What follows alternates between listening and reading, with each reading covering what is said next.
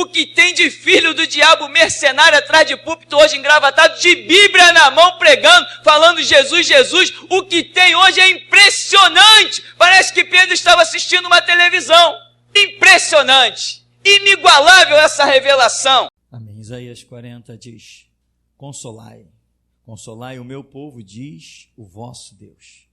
Falai ao coração de Jerusalém, dizei-lhes em alta voz que a sua missão está completa e que a sua obra se cumpriu, que a sua iniquidade está expiada, que ela recebeu da mão de Yahvé retribuição em dobro por todos os seus pecados. Há uma voz que clama em meio à terra desértica: preparai o caminho para Yahvé. Na estepe, aplanai uma vereda para o nosso Deus. Seja entulhado todo o vale, todos os montes e colinas sejam aplanados. Eis que os terrenos acidentados se tornarão planos, as escarpas serão niveladas. A glória de Yahvé, o Senhor, será revelada e juntos todos a contemplarão, porque a boca de Yahvé o afirmou. Eis outra voz que ordena: clamai ao que indago. Que, pois, hei de clamar? E ouço a resposta: toda a carne é erva, e toda a sua graça como a flor do campo. Seca-se a erva e murcha-se a flor, quando o vento de Yahvé sopra sobre elas. O povo não passa de relva frágil. A relva murcha e as flores caem, mas a palavra do nosso Deus permanece eternamente. Tu que trazes boas novas a Sião, suba num alto monte. Tu que anuncias boas novas a Jerusalém, levanta a tua voz com fortes brados, ergue-a, não tenhas receio, e proclama às cidades de Judá: eis, aqui está o vosso Deus. Yahvé, o Eterno, vem com poder, com o seu braço forte ele governa. A tua paga está guardada com ele, e diante dele segue o teu galardão. Como bom pastor, ele cuida do seu rebanho. Nos próprios braços ajunta os cordeirinhos e os conduz no colo. Guia com todo cuidado as ovelhas que amamentam suas crias. Amém, irmão? Poder sentar.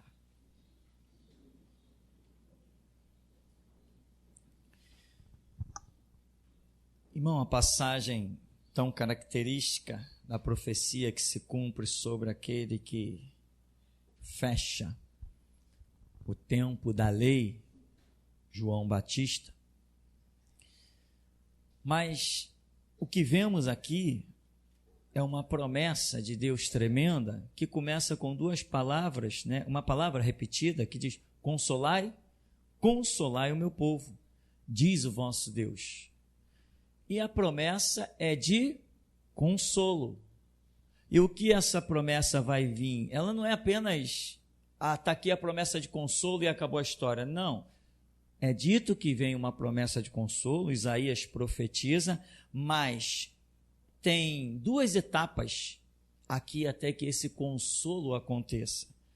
Nós vemos no meio dessa história, dessa palavra de consolo, vai se levantar quem? João Batista.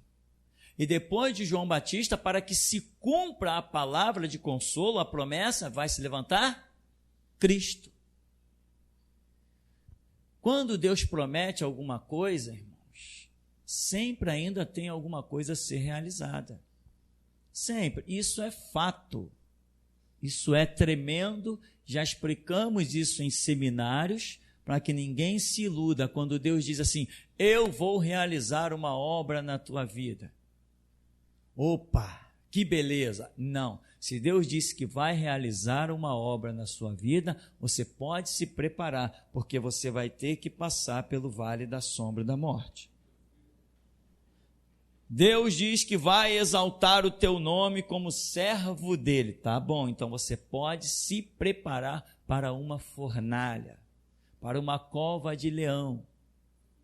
Por mais que haja uma palavra de consolo, por exemplo, vou falar de mim, que me veio à memória, quando eu estava num lugar aquela situação que os irmãos bem sabem, desempregado, filho, receita médica, eu já falei isso aí não sei quantas vezes no decorrer desses anos, e um profeta chegou para mim e disse, olha, Deus tem uma grande obra para realizar na tua vida. Opa, que beleza, Deus tem uma grande obra, que maravilha, quem não quer ouvir isso? Mas ele ainda disse assim, fica firme, que no final Deus vai glorificar o nome dele. Opa, para não deixar dúvida, senão as pessoas se iludem. Na hora que eu entrar no vale da sombra e da morte, na fornalha, na cova do leão, eu vou dizer, cadê a promessa de Deus? Não, a promessa só virá depois da cova, da fornalha e do vale. Não se ilude, isso aqui se chama geração Jesus Cristo, e aqui tem a verdade.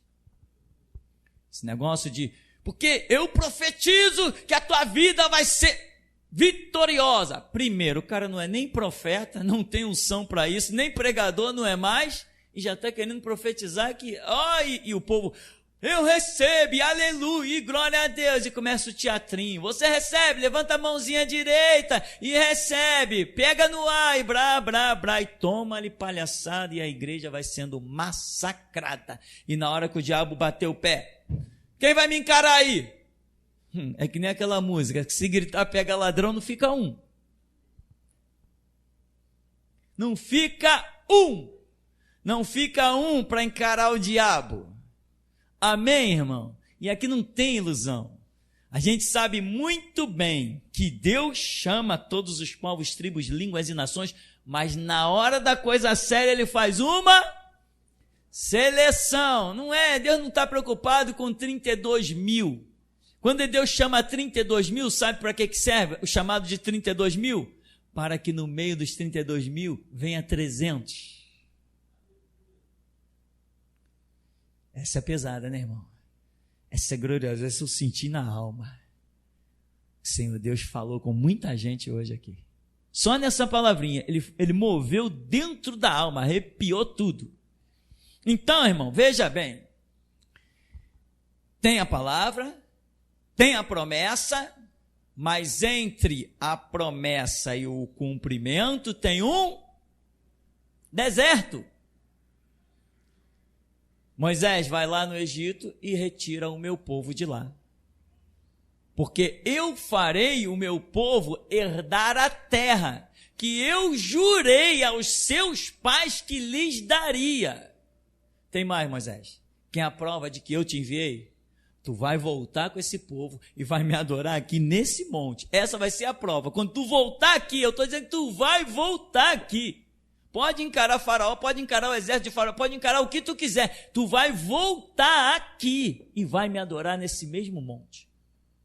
Essa é a prova que eu te dou. Não será nenhum sinal no meio do caminho, será a tua própria volta. Que tremendo. Quem encararia aquele exército? Então, Moisés chegou lá, pragas, sinais, prodígios e maravilhas, e o povo, verdadeiramente o Senhor está conosco. Quando olharam para o Egito, viram só trevas, e onde eles estavam tinha luz. A água dos egípcios saía com sangue, mas os poços lá dos israelitas era água pura. Quem vai dizer que não há Deus? A fonte era a mesma, mas a água era purificada. Que coisa tremenda. Isso me deixa, irmão, extasiado. Quando eu penso nessas coisas, eu fico fora de mim. Eu fico fora de mim, acredite, irmão, eu fico fora de mim. Quando eu penso nessas coisas, eu encararia um exército. Eu encararia qualquer arma, eu zombaria de qualquer poderio bélico. Que Deus tremendo! Esse Deus, eu sou um com Ele. Essa é a minha fé. Eu ando no mesmo espírito que Deus. Eu não me curvo a nada que não se chame Deus. E tira o meu povo de lá. O povo, caramba, Deus está mesmo conosco. Qual é a promessa, Moisés? Vocês vão herdar a terra prometida. Beleza, então vamos para a terra prometida. Não foi isso que o povo disse? Qual era a promessa? Saiam do Egito e venham para a terra prometida. Eles saíram do Egito e não entraram na terra prometida. Porque Deus chama, mas seleciona, e daquela geração apenas, nem Moisés entrou. Brinca com Deus. Nem Moisés entrou naquela terra. Somente 2 homens daquela geração, Josué e Calebe. O resto tudo morreu no deserto, de pragas, de insolação, cansaço, fadiga, estresse. Morreram lá no deserto. Deus levantou uma nova geração. E esse é o chamado, irmão. Você faz parte da nova geração, porque a velha não vai herdar a terra prometida. Os assembleianos não vão herdar a terra prometida. Eu aposto a minha vida e o meu sangue. Os assembleianos não vão herdar a terra prometida. A dispensação mudou e Deus chamou uma nova geração. E essa porta é mais estreita do que o que se possa imaginar. Pouquíssimos passarão por ela. Deus revelou uma coisa esses dias, essa semana que passou, estamos no domingo, semana passada Deus mostrou uma coisa impressionante. O número de pessoas que vai dar ouvidos à voz da restauração é mínimo, o suficiente para se haver um arrebatamento em todo o mundo e as pessoas ficarem assustadas. Sim, mas é mínimo em relação à quantidade esmagadora de pessoas que se dizem cristãs. Milhões de pessoas se dizem cristãs, milhões. Talvez o arrebatamento não tenha sequer 1 milhão. Mas já é um número que assusta. Sumiu 1 milhão de pessoas, mas o número dos crentes era 30 milhões. Só no Brasil somos quantos habitantes? Normal, no último censo, no penúltimo, 200 milhões de habitantes. Então vamos imaginar aí 20 milhões de crentes. Só 1 milhão daria ouvidos. Ou no mundo inteiro, 100 milhões de crentes. No mundo inteiro, só 1 milhão daria ouvidos à voz da restauração. 1 milhão de gente sumindo, causa um impacto na mídia, não causa? Causa um impacto na mídia. Mas nem se compara ao número daqueles que Deus chamou, mas não quiseram dar ouvidos. Então, irmão, voltando, há uma promessa, mas entre a promessa e o cumprimento dela, nós temos um deserto. No meio desse deserto tem a sede, tem a vontade de comer carne, que você tem que ficar com a tua vontade, mas não blasfema do santo nome do Senhor. Pô, eu queria tanto aquele pudim de leite moça, né? Que delícia. Pô, mas não, estou no deserto, Deus não proveu, então vai água mesmo, e acabou a história. Sacia com a água e faz de conta que está comendo pudim. É assim que se anda com Deus. Não se blasfema de Deus. Jó, os camelos foram. Jó, os dromedários foram. Jó, os cavalos foram. Jó, o rebanho foi. Jó, os teus filhos já foram. Ah, é? Fiquei sem nada? Prostrou-se. O Senhor Deus deu. O Senhor Deus tirou. Louvado seja o nome do Senhor. Quando olhou para si mesmo, já estava um monstro irreconhecível. Aí ele ganhou aquela força especial. A mulher dele disse assim: amaldiçoa esse teu Deus e morre. Olha a tua condição, cara. Vai te olhar no reflexo das águas.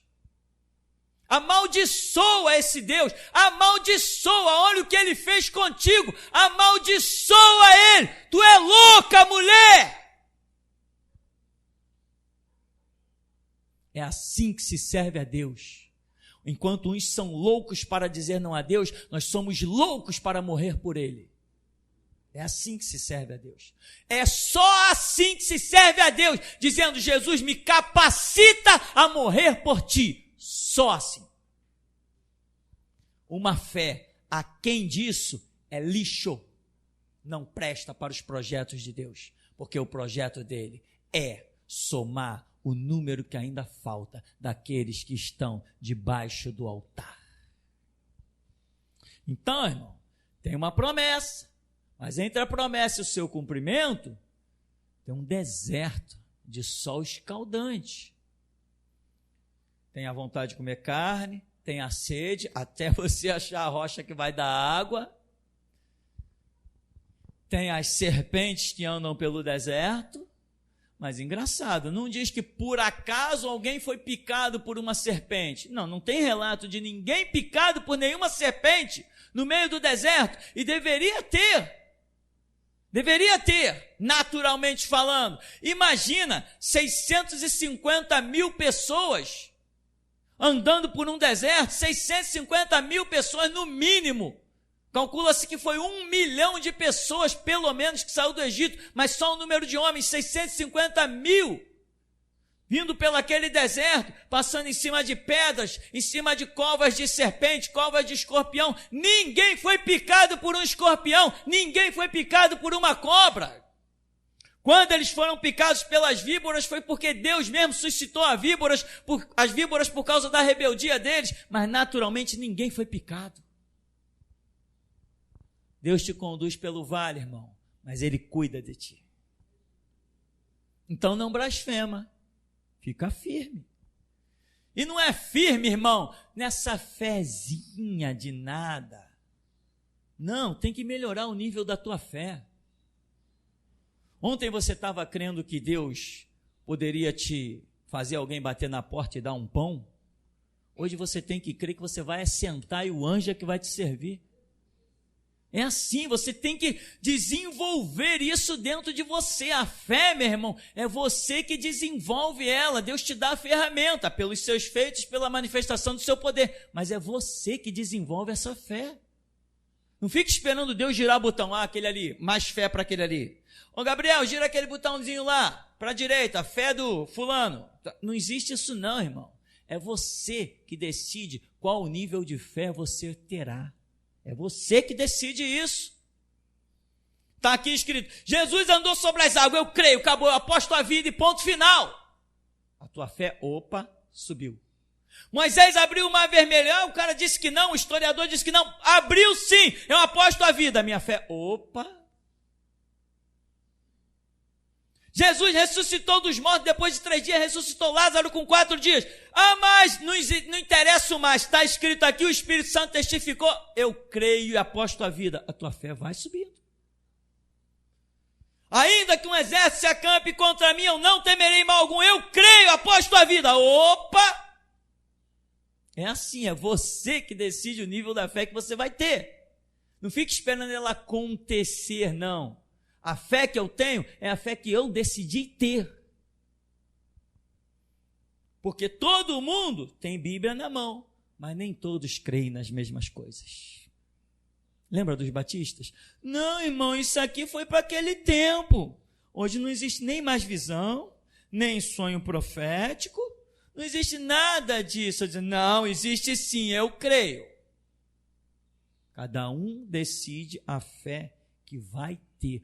O veículo para crer, o instrumento está diante de nós. Nós é que vamos decidir que crédito daremos às narrativas deste livro ou não. A fé não é Deus que decide a fé que tu terás. É você que decide o nível de fé que vai ter em Deus e na sua palavra. Nunca mais esqueça disso, meu irmão. É você que decide. É você. A fé que eu tenho não foi a fé que Jesus gerou dentro de mim, não. Ele me deu informações e eu decidi dar vida àquela palavra. Porque eu sou a terra, Ele é o semeador. Se eu não for uma boa terra, crendo, a semente vai ficar infrutífera. Mas se eu credibilizar a semente, acima de tudo, das minhas necessidades, ela vai gerar vida, ela vai germinar. É assim. Então você decide, você é uma boa terra? Enfim, Israel recebe a promessa e na hora de passar pelo deserto, ninguém passou, só 2 homens, Josué e Caleb. Por quê? Porque eles não entenderam bem qual era o posicionamento deles. Eles não compreenderam em que consistia a promessa de Deus. Então, chegaram no deserto, quando se depararam com as dificuldades, murmuraram, blasfemaram, e a Bíblia é enfática em falar várias vezes, inclusive Paulo, dizendo para os cristãos não sermos como os israelitas, que murmuraram no deserto e pereceram. Murmuraram, não diz que eles mataram, não diz que eles estupraram, não diz que eles adulteraram, não diz que eles mentiram, diz que eles murmuraram. E Deus os arrasou, só porque murmuraram. Quando Deus investe na tua vida, Ele espera que você corresponda. Essa promessa aqui de Isaías 40, consolem-se, meu povo, assim diz o vosso Deus. Aí Jesus vem, faz a obra e manda o restaurador do final da lei, que é João Batista. Mas Jesus depois vem e diz, eles não creram em João Batista, mas eles creram na promessa? Creram. Só que para que a promessa se cumprisse, tinha etapas a serem reveladas, tinha fé a ser exercida. Depois vem o próprio Senhor Jesus, que era o cumprimento da promessa, e a promessa está ali diante deles, e eles usufruíram da promessa que estava cumprida diante deles? Não. A promessa, que é Jesus, virou para eles quando eles disseram, nós temos por pai Abraão. A promessa virou e disse assim, não, vocês têm por pai é o diabo. Eu sou a promessa e vós quereis me matar. Aquilo que eles deveriam estar esperando e cultuar e se curvar, na verdade, quando eles viram cumprido, eles quiseram matar. Por que quiseram matar? Porque eles interpretaram a promessa de forma diferente. Eles queriam a manifestação de um Deus, de um Redentor, de um Cristo, de um Messias, do jeito que a mente deles determinava.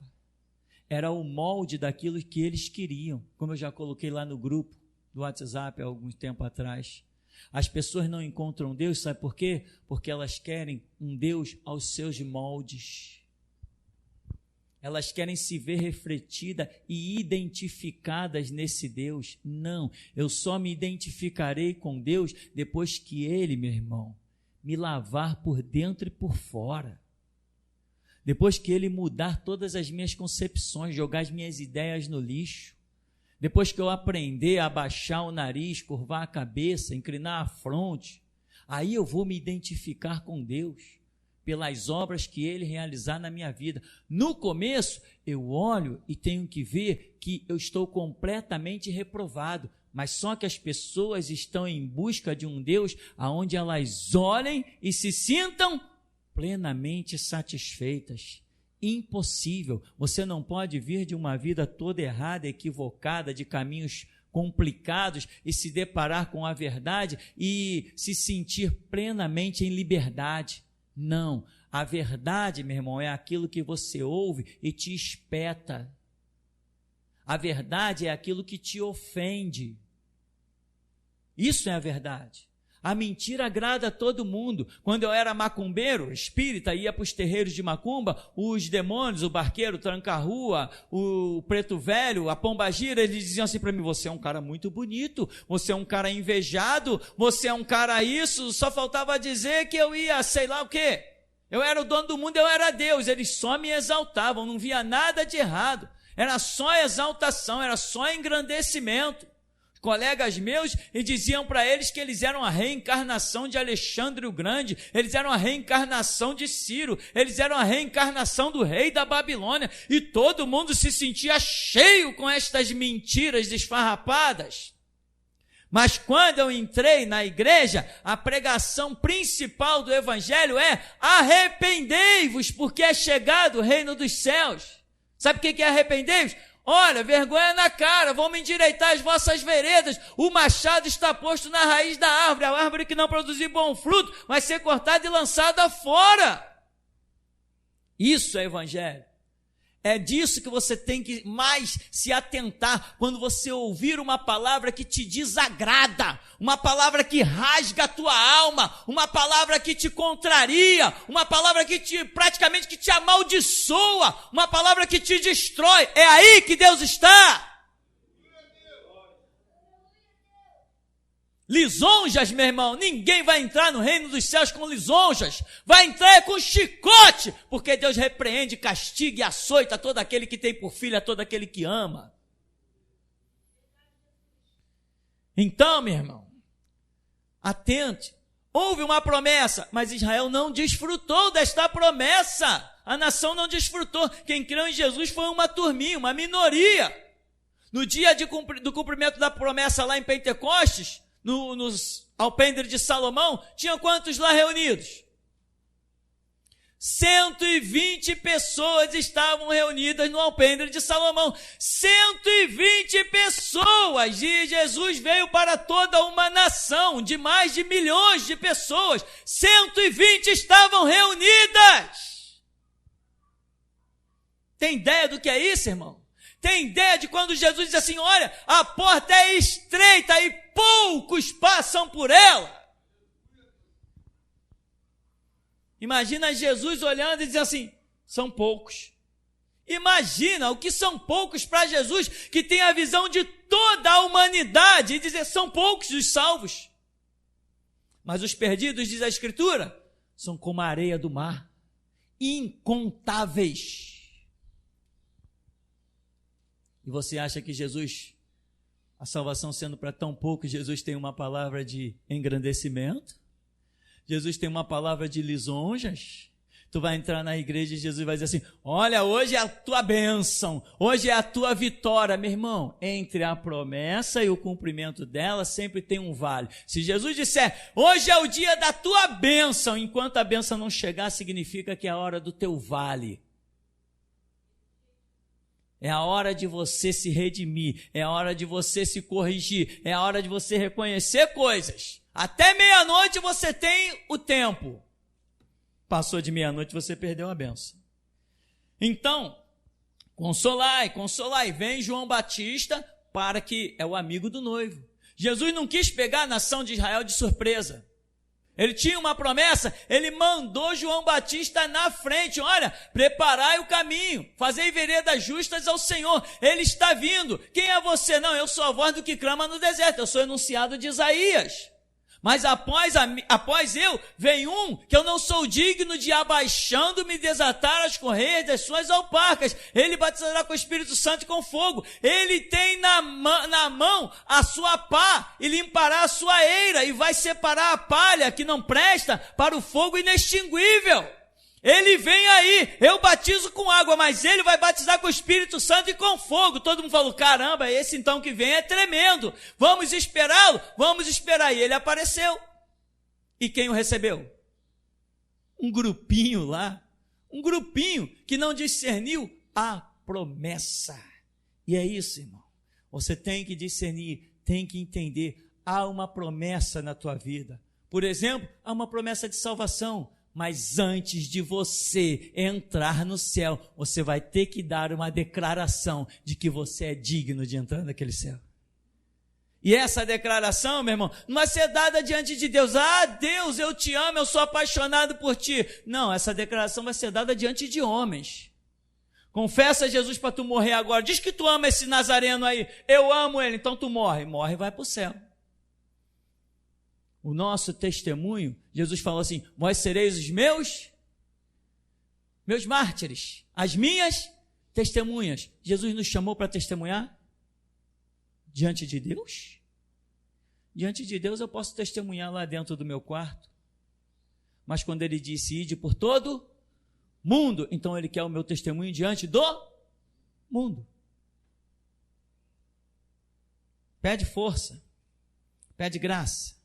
Pede sabedoria, se importe com isso, deseje isso, não deseje ter a mesma vida todo dia, se revolte como eu me revoltei, diante de uma palavra tão poderosa, diante desse Deus que diz que é o mesmo ontem, hoje, será eternamente, você tem que se revoltar contigo mesmo, com a tua fé mínima. com a tua falta de compreensão, se revolte, mergulha. Deus, me abre umas portas para que eu compreenda o sobrenatural, ou então me mata de vez. Você tem que se revoltar, você tem que desejar as coisas espirituais, para que você não tenha uma vida de igreja. Você precisa ter uma vida de testemunho.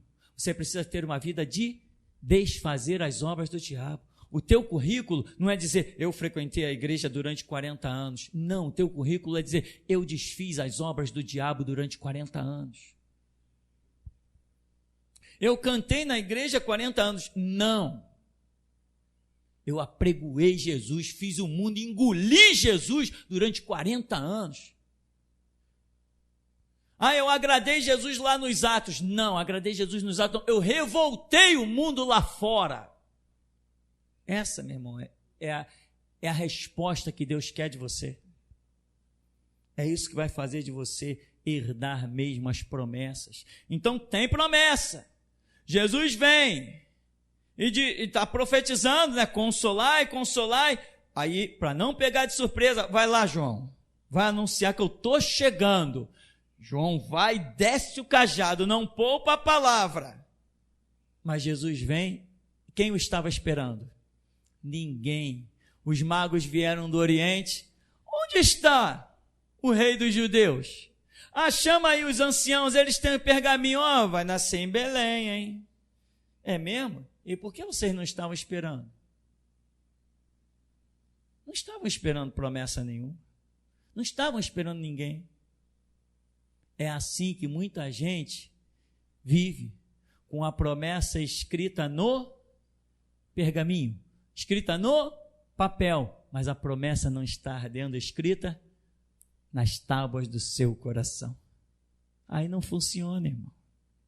O Deus da Bíblia não é o Deus da Bíblia. O Deus da Bíblia é o meu Deus. O Deus da Bíblia não está limitado na Bíblia. O Deus da Bíblia não está encerrado nas páginas da Bíblia. Ele é transcendental. Ele vai muito além do que esteja escrito. Ele vai muito além de qualquer pergaminho. Se o Deus da Bíblia fosse só o dos quadrantes da Bíblia, ele fez grandes obras e não faz mais nada. Mas se ele transcende a Bíblia, ele fez e continua a fazer. Então você tem que desejar. Deus, eu não sei se um dia o Senhor vai me dar a oportunidade de andar sobre as águas, mas eu quero. Deus, eu não sei quantos confrontos eu vou ter com o diabo, seja na TV, em praça pública, mas eu quero. Me mostra o caminho de estar pronto para isso. E você vai vivendo em função de uma promessa, porque Ele te chamou para ser testemunha. Então te prepare para ser testemunha.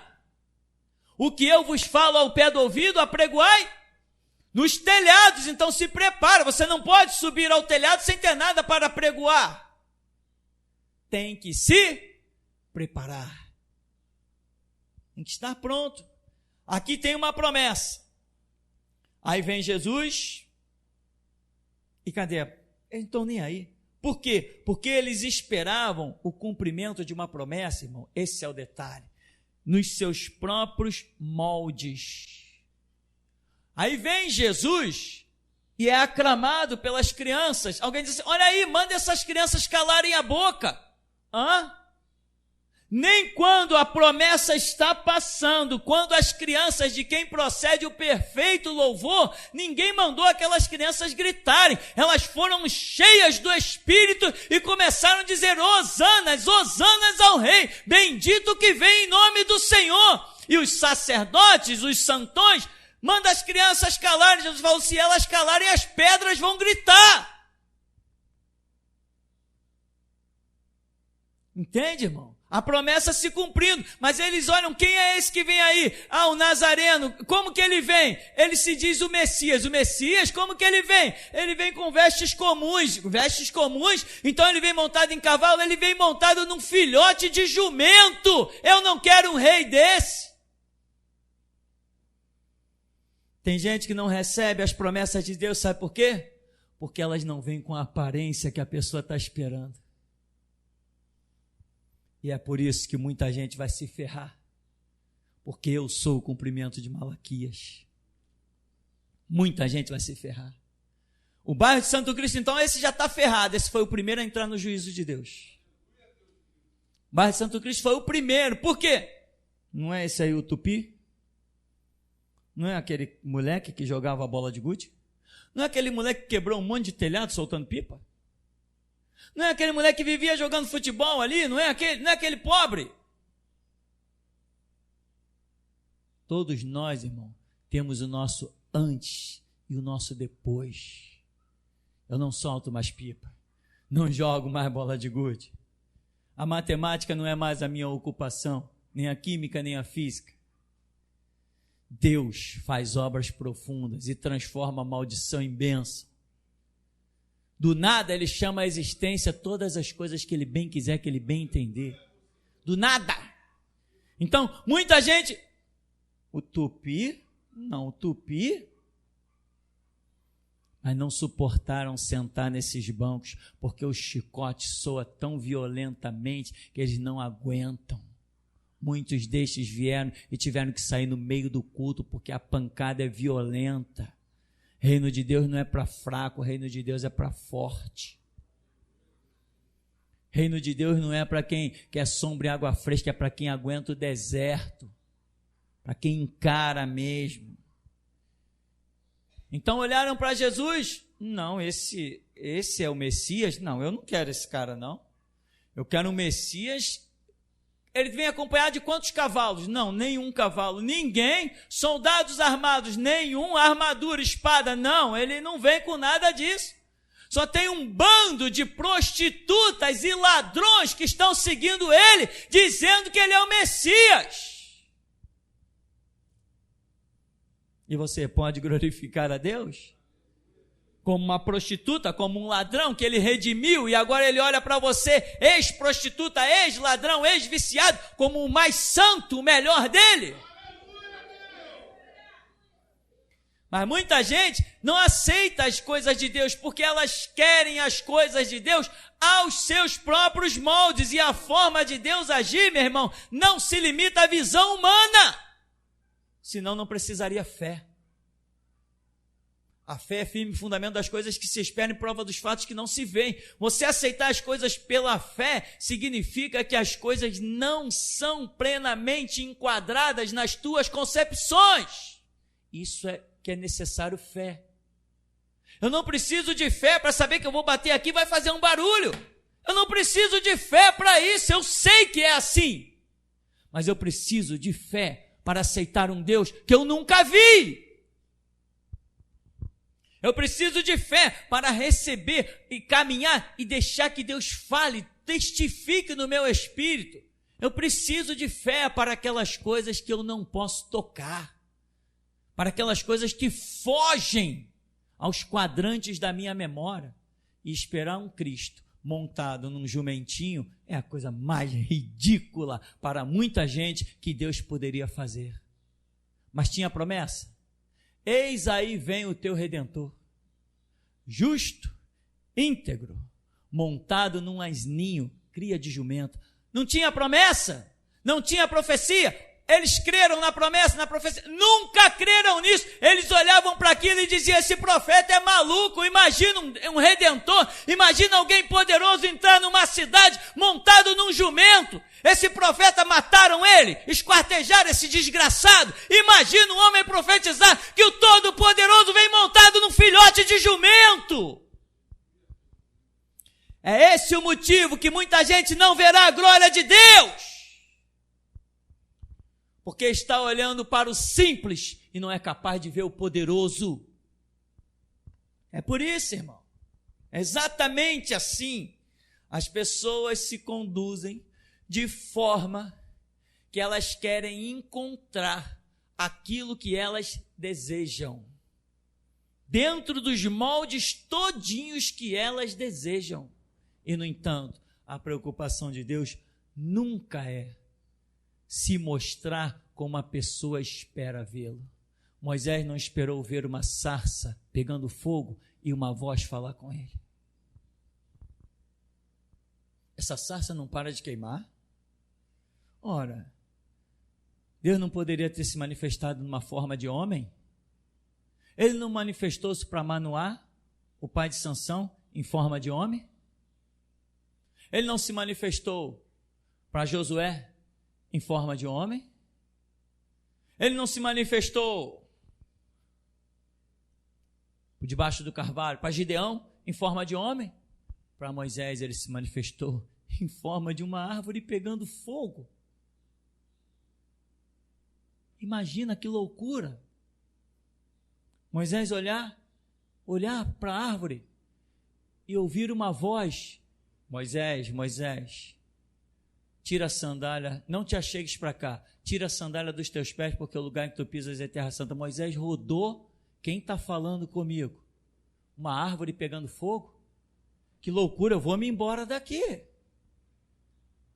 Irmão, não espere Deus falar contigo da forma que você espera. Esteja atento, caminhe, cresça, aprenda. A voz de Deus não é aquela que soa aos teus ouvidos, é aquela que testifica com teu espírito. Então, se você olhar para a parede e lá estiver escrito qualquer coisa na parede, não é a voz que sai da parede, mas é a voz que ecoa dentro de ti. Entende? Não é por vista que andamos, mas por fé. E fé é aquilo que é testificado pelo Espírito Santo dentro do nosso espírito. O Espírito testifica com o nosso espírito que nós somos filhos de Deus. Cuidado com as tuas esperanças aos teus moldes. Cuidado com as tuas expectativas dentro das tuas próprias concepções. Não, eu vou trabalhar para Deus, eu vou fazer isso, fazer aquilo. Para, que negócio é esse de trabalhar a Deus da maneira que você pensa que vai trabalhar? Para de traçar planos aos teus olhos. Eu quero trabalhar para Deus, eu entro no meu quarto e digo: Senhor, o que eu faço? É assim que estou de pé, irmão. Porque aqui não traçamos projetos de trabalho, aqui recebemos do Senhor. Tudo dá certo, tudo que a gente faz aqui dá certo. Tudo! Quando vamos para a porta das igrejas, os pastores ficam revoltados. Por quê? Porque deu certo. Deu certo. Porque Jesus disse que ia meter ciúme num monte de gente com a voz da restauração. Deu certo. Eles ficam revoltados. Jesus falou que ia atravessar uma espada nos mercenários. Deu certo, eles ficam revoltados. Então, não adianta você traçar as coisas. Como vem o teu Redentor? Se hoje você visse um homem passar montado aí nessa rua, em cima de um jumentinho, e um bando de criança desocupada dizendo: ei, rei dos reis! Ei, rei dos reis! O que você ia dizer dessas crianças? Essas crianças são desocupadas e esse cara não tem o que fazer? Vai comprar uma bicicleta e para de ficar montado num jumento? Era o que você ia dizer? Depende, se a tua expectativa é encontrar o sobrenatural de acordo com o que os teus olhos te transmitem, é assim. Mas aquele que é nascido do Espírito discerne as coisas espiritualmente, diz o apóstolo Paulo. Não é, meu irmão, a carne e o sangue que revela a Deus. O que revela a Deus, meu irmão, são verdadeiramente as coisas que são testificadas dentro de ti. E muita gente já sentou nesses banquinhos que você está sentado, e Deus me usou poderosamente, e eu via quando a espada saía da minha boca e encravava na alma da pessoa para a salvar, para redimir, para libertar, para exaltar. Eu vi muito isso acontecer aqui dentro. E as pessoas saírem daqui falando mal, porque eu não sou um palhaço de terno e gravata, num país de 40 graus, 45 graus. Eu não uso terno não, meu irmão, sabe para quê? Para poder ser homem. Eu não uso terno não, sabe para quê? Para não me misturar com muitos que tem por aí, para ninguém me confundir com uma raça que tem por aí, que são bonitos por fora, mas por dentro são sepulcros caiados.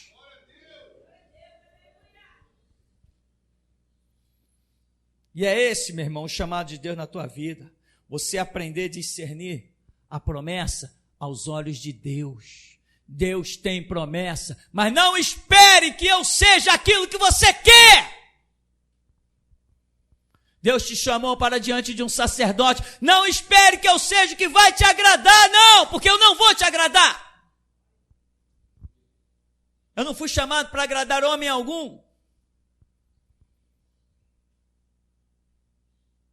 Dízimo nunca me comprou.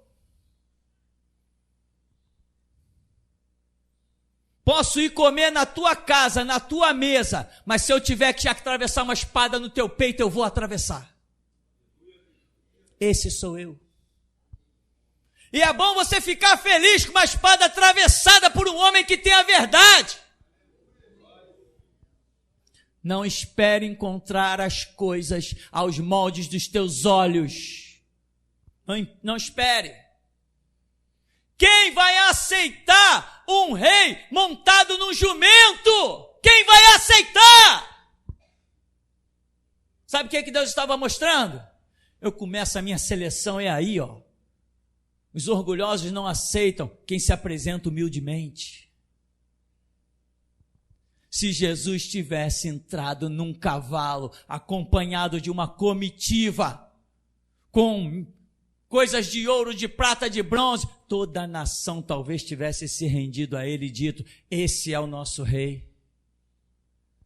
Mas quem ia se curvar? Aquele camarada pobre. Se alguém perguntasse para Jesus, onde tu moras? Ele ia dizer que eu moro em qualquer canto por aí, a porta que abrir e me deixar entrar, eu estou batendo, desde que eu estou à porta e bato. Se alguém ouvir a minha voz, eu entrarei em sua casa, com ele cearei e ele comigo. Mas eu não tenho casa, eu preciso ser hospedado. E algum dia, tu não tem casa e tu ainda ousas dizer que é o Messias? Um pobre inútil que nem casa não tem, se dizer, o que tu falou que tu é? Filho de Deus? Rasgar as vestes, é réu de morte, mata esse desgraçado. Deus não vai se manifestar aos seus pontos de vista. Deus não vai se manifestar do jeito que você quer vê-lo. Muita gente até espera ver Deus como um homem. Talvez a expressão de Samuel seja mais profunda. Deus não é homem que mente, nem filho de homem que se arrepende. Eu digo mais, Deus não é nem homem. Deus não é homem.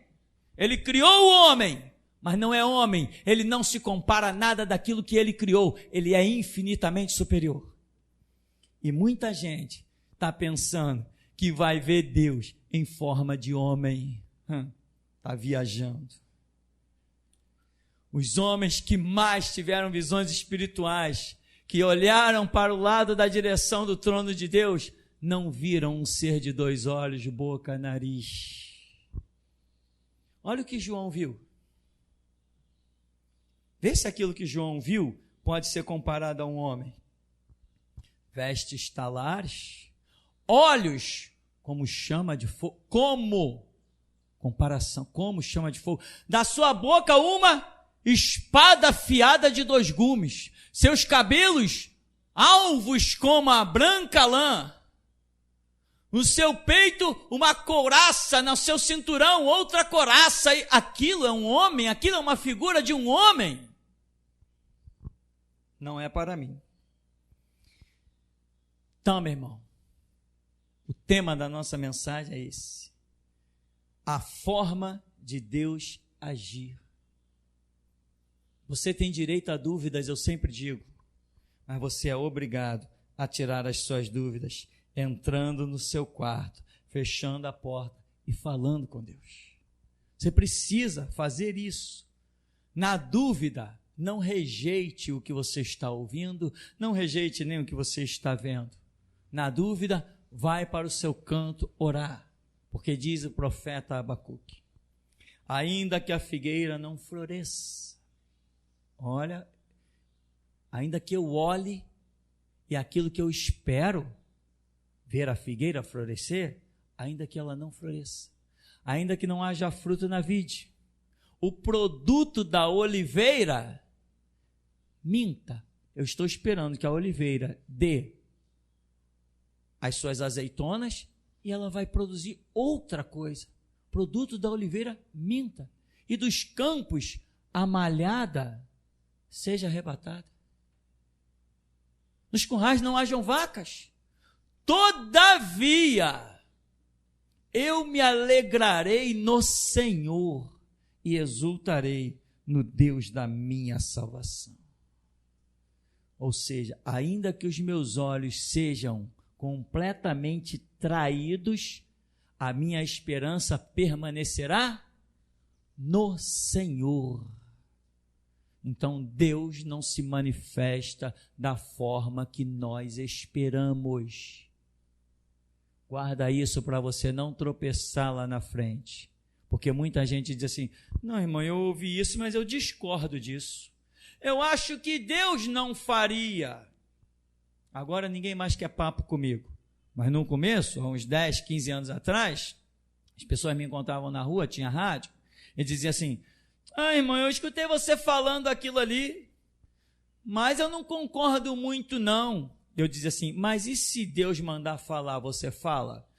Mas Deus não vai mandar. Eu vou dizer, não vai mandar você, mas a mim mandou. Enquanto não aparecer ninguém para me calar, eu vou continuar falando. Dá licença que eu tenho mais o que fazer. Amém, meu irmão? Por que as pessoas não aceitaram a palavra? Não, porque Deus não vai mandar falar aquilo. Ou seja, quem manda na boca de Deus sou eu. Ele tem que falar aquilo que eu acho que ele vai falar. Amém, meu irmão? É assim que muitas pessoas se comportam. Chama os profetas. Ei, sobe que tu vais prosperar. Pode ir a Ramote de Gileade. Chama aquele cara lá. Tu quer ir? Eu vi a Israel todo disperso, como ovelha que não tem pastor. Prende esse cara até eu voltar. Se tu voltar, Deus não falou pela minha boca. Caramba, não está vendo onde está a verdade, onde está a mentira.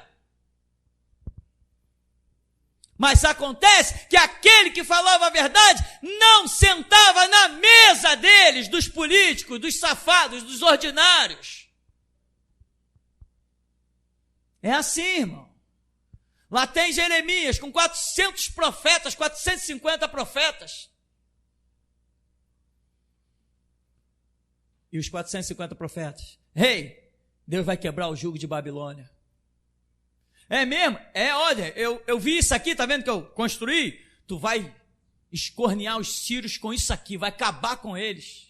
E vem outro, pode ir deixar que Deus vai quebrar o jugo de Babilônia. Deus vai suscitar força do Egito para somar contigo e tu vai vencer, tu vai ser vencedor, tu vai ser vitorioso, tu vai conquistar, tu vai ser o cara. Aí vem Jeremias e diz assim, não vai não, hein? Não vai não, hein? Só vai ficar de pé quem aceitar ser escravo de Babilônia.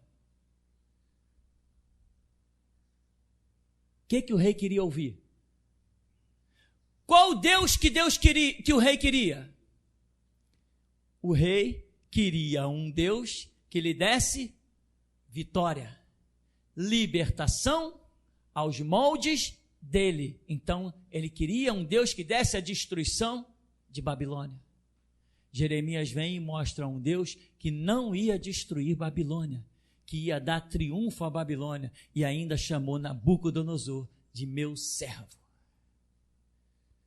E Nabucodonosor, no final da sua vida, diz que todos os povos, tribos, línguas e nações adorem ao Deus de Sadraque, Mesaque, Abednego, cujo domínio é sempre eterno, se estende de geração em geração. Não há Deus como esse. Nabucodonosor teve uma experiência tremenda. Foi transformado numa besta. E depois foi posto novamente no seu trono. E reconheceu que os céus reinam. E aquele estúpido lá, que foi rei em Israel, que tinha pergaminho, que tinha culto todo sábado nas sinagogas, aquele estúpido nunca viu Deus, porque o Deus que ele procurava era de acordo com os seus próprios olhos. Amém, meu irmão? Acabe e Jezabel também queriam Deus. Qual Deus? Um Deus do seu jeito, um Deus profetizado pelos profetas de Baal, de acordo do jeitinho que eles queriam. Mas tinha um tal de Elias que trazia um Deus diferente. Vocês mandaram matar um homem para ficar com a vinha deles? No mesmo lugar que lamberam o sangue daquele homem, vão lamber o de vocês. E Jezabel não vai nem entrar no sepulcro dos pais delas. Quando ela morreu, os cachorros devoraram o corpo dela inteirinho. Só sobrou as mãos e os pés. Qual Deus que você quer, irmão? Que Deus você procura? Eu digo, qual é o Deus da geração Jesus Cristo? É um Deus louco. Se você quiser um Deus sábio, eloquente, totalmente equilibrado, com palavras muito temperadas, pode procurar em outro canto, que aqui esse Deus não entra. Aqui esse não entra, eu chuto ele, eu ponho ele para fora, eu cuspo na cara dele. O Deus da geração Jesus Cristo é um Deus louco, que grita raça de víboras e filhos do diabo, que joga flecha para tudo que é lado mesmo. Esse é o Deus da geração Jesus Cristo. É um Deus que não faz aliança, um Deus que não compactua com ninguém. Ah, mas o cara está fazendo boas obras. Só reconhecemos boas obras se forem curvadas ao Evangelho de Jesus Cristo. Só reconhecemos presidentes se eles reconhecerem que o sacerdócio é maior. Esse é o Deus da geração Jesus Cristo. Louco, porque a mensagem da cruz é loucura para os que perecem. Mas para nós que somos salvos, é o poder de Deus. Amém. Até aqui nos tem ajudado, Senhor. A paz para todos. Louvado seja Deus. A visão que o Espírito Santo me deu hoje, eu vi um anjo. Esse anjo, ele estava em forma de um cavaleiro. Tinham 2 braceletes de prata nos 2 punhos e 2 caneleiras de prata na canela. Eu vi quando ele se achegou aqui, ele andou sobre a igreja, fincou uma espada lá na porta da igreja. Depois ele foi até um irmão e falou algo no ouvido desse irmão, entregou uma espada na mão desse irmão. Depois ele foi em cima de um outro irmão que está aqui dentro e também fez a mesma coisa. Depois foi embora. Irmão Paulo Sérgio, quando você orava, irmão, eu vi um outro anjo, colocou uma espada no seu ombro direito, tirar e fincar essa espada aqui na frente do púlpito. Amém. E durante a palavra, pastor, o tempo todo Deus está me mostrando o Senhor com umas vestes um pouco rasgada e descalço. O tempo todo que o Senhor estava pregando, essa visão me via. E o Senhor pregar descalço com as vestes muito simples. Amém.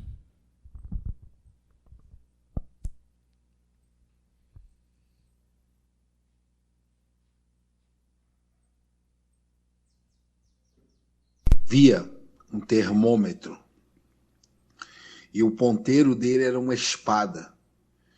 E esse termômetro ainda estava bem embaixo, a sua temperatura estava bem baixa. E assim diz o Senhor, a temperatura irá esquentar. Aleluia, Deus! Amém. Eu via uma grande parede. Essa parede como se fosse uma tábua gigante, ela ia até em cima nos ares. E eu via quando 2 ganchos eram jogados em cima dessa grande parede como tábua. E alguém puxava esses ganchos. E ele rasgava um pedaço dessa tábua. E puxava outro gancho e ele rasgava. E assim foi rasgando. E na visão eu pensei assim, daqui a pouco não tem onde botar mais esse gancho. Então eu vi embaixo irmãos que jogavam os seus ganchos, e em vez de se pendurarem como quem ia escalar, iam testar os ganchos e ficavam puxando até arrebentar. Ficavam fazendo força até arrebentar. Mas eu vi um que jogou os 2 ganchos e se jogou para cima como quem ia escalar. Então um anjo veio por baixo dele e o ajudou a subir. E enquanto ele estava subindo, os ganchos dele não arrebentaram. E o anjo foi levando ele, e esse anjo estava entre nuvens. As nuvens cobriam esse anjo. E esse anjo foi, não que foi fácil essa pessoa subir, mas ele subia com a ajuda desse anjo. E assim diz o Senhor: não há mais tempo de dúvidas. Amém. Quando o irmão Paulo Sérgio estava orando, eu tive uma visão de uma grande lista. E essa lista tinha muitos nomes. E uma caneta seguia. E já tinham passado muitos nomes e faltavam poucos nomes para serem passados nessa lista. E esses nomes, no meu entendimento, o entendimento que eu tive, esses nomes são os que já foram julgados e os que ainda têm para serem julgados. Amém. Tive uma visão no momento do louvor, onde eu vi alguns irmãos enterrando a espada na terra, no chão, e levantavam as duas mãos e eram arrebatados. Ultimamente eu tenho tido muito essas visões de arrebatamento. Quando eu vou orar, alguma coisa, eu vejo o arrebatamento. Eu vejo as pessoas sendo arrebatadas. Em vários lugares do mundo todo, pessoas subindo. Eu tenho visto isso constantemente.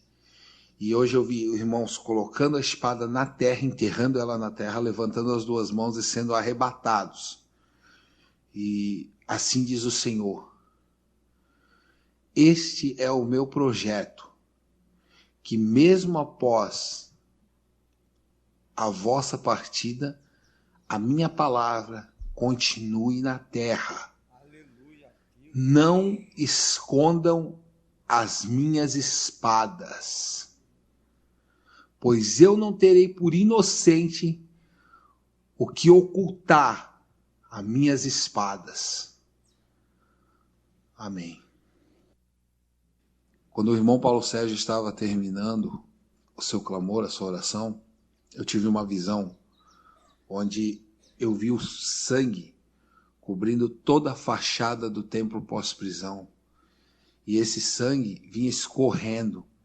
E ele escorreu por todas as paredes do Centro de Seleção e Justiça. Amém. Vi no céu duas penas de escrever presas no estojo.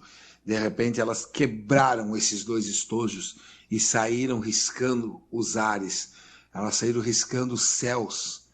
E assim diz o Senhor: a minha palavra não voltará para mim vazia, mas cumprirá o que me apraz.